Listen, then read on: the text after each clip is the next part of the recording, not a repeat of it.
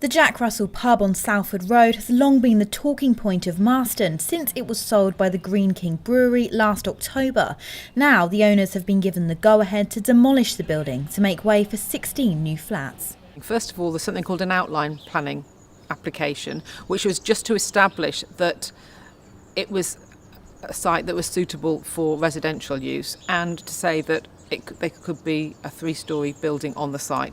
So that was approved in December 2015.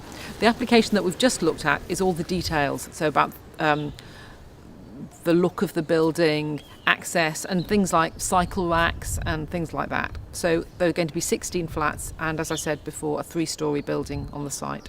The decision was made by Oxford City Council's East Planning Committee, with all councillors at the meeting in favour of the redevelopment. But not all councillors in the local area approve of the plans. I think they completely ignored the parish council on this issue, and they've also completely ignored the people.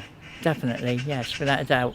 And I'm really upset over it. Some people are talking about moving away now because of this decision, which I think is terrible, to have to ask someone that they've had enough and to move away, when really they've lived here all their lives, you know.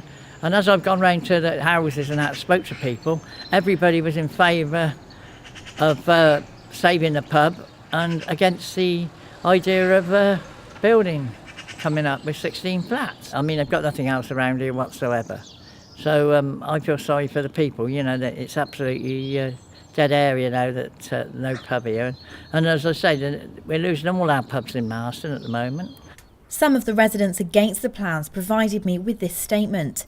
The business model of a pub cannot easily compete with the large financial gain of simply knocking it down and building an enormous block of flats on top of it.